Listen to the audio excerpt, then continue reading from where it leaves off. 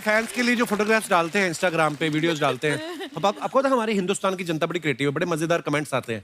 हम कुछ निकाले हैं फोटो आपको दिखाएंगे और उसके नीचे कमेंट्स देखते हैं जनता ने क्या किया है। तो भाई लोग कैसन बड़ा आप लोग उम्मीद करते नहीं बढ़िया होगा। भैया जानत हुआ हम सोचिला कि इंस्टाग्राम पे मुजरा ना देखी। अब भैया हमें मजबूर कर लेनी कपिलवा, जोन केसरिया, दिनेशवा, ई जोन सारे हुए ना हमें परेशान कर लेन कि ए दीपक बना ना वीडियो रे चुड़ुक्कन की लड़ाई। तनी तो हमने के बारे में बताओ, ज्ञान के बात बताओ, बहुत बढ़िया लगेला। तब भाई हम सोचिला कि कुछ ज्ञान के बात पा दी, लेकिन भाई जोन है लवंडियन है इंस्टाग्राम का दिन रात रहे छतिए पर हाथ ये राजा। इन्होंने हमें ज्ञान के बात ना पाते दिली। भैया तनी हिनकर सुना का कहतिन तो लगे तारी दीवार काली घाट ये राजा। अब ला करी बहनी के, अब बतावा करी बहनी के दिन रात रहे छतियों पर हाथ ये राजा। दिन रात रहे छतिए पर हाथ ये राजा। तोरी बहनी के वो काम धंधा ना करो तो का के दिन रात छाती पे हाथ हो। तो उन्होंने अपने जवाई की का कह चाहता रे, तो उन्होंने चाहा कि उन्होंने काम धंधा बंद करके खाली लोंडियाबाजी, मुस्टंडाबाजी, हवाबाजी करे।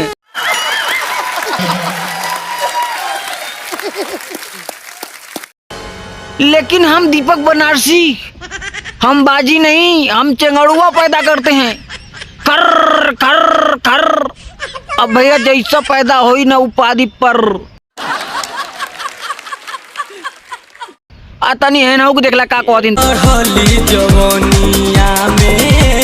बस बस बस बस बस करा हो। अरे दादा रे दादा, हम तो चाहे कि कुछ और तो ने पदवा आ देवर हो दाबन मोर करी है, देवर हो दाबन मोर करी हैया, देवर हो दाबन मोर करी है, देवर हो दाबन मोर करी हैया। करे तोरी बहनी के आगल पागल, हमने देवर खाली करियाओ जो वो दे बचल ही ना ना, हमने हारन दवाई है तर दोन इंडिकेटर है तर दोन इंडिकेटर दाएं बाड़े पीछे तक गटवे तोड़े लेटर तेरी बहन के इंडिकेटर दबा देंगे। और अभी हमें और कुछ चाहेगा। अरे तनी भैया आगे सुना का कह दिन। अरे बाप रे बाप, अब तू कुल करिया दबावत हूँ, हई करवावा तू, हऊ करवावा तू। अब चुम्मा मंगली तो लगलू जमाइश कहे कि देवरा के चुम्मा न देली तो देवरा के देनी ना चुमा तो मरले बपैना से, मरले बपैना से। पैना से मरले से बहुत गलत काम के लिए सर, ओके सीधे लौड़ा से मारा चाहत रहल।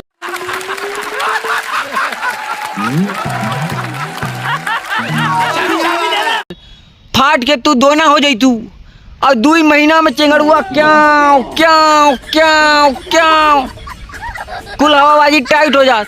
करे तो उन्होंने हमने कहा था कि हई करा हऊ करा, बाल्टी लेके पानी लेके आवा, खाना नहीं तो न मिली। जब हमने कमर दबावे लगे तो हमने चुम्मा चाल गल, मन गुड़गिड़िया गल, तब तो उन्होंने लगला जमाइश कहे ना बदल बा। तुमने चाह कि हमने के देवर हमने के गाड़ से ही धोत रहे, और लेकिन हमने धुआ ना। देश के सामने इसी चाबी खुल गई भाई। नहीं मतलब मैं इतना पढ़े लिखे आई कि हमने धोइला ना, हमने सीधे घर घर घर घर घर घर आदि आ गए देखा बोलल पर।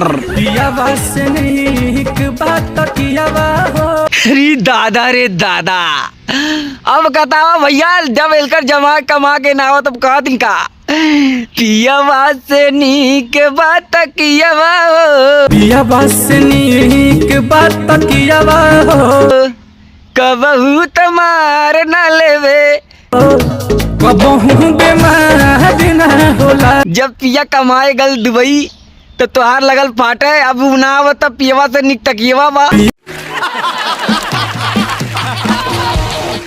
और दिखाइए। पियावा से नीक बात कियावा हो, का तकियवा मुस्टंडाबाजी करी का।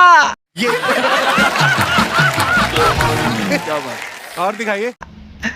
तकिया तो चंगड़ुआ पैदा ना हुई। हाय दीपक बनर्जिया सोई रे। अरे बाप रे बाप, तो छोड़ा हटाओ बेवा। तू लोगन के वीडियो कैसे लगल कैसे ना कमेंट में बतावा।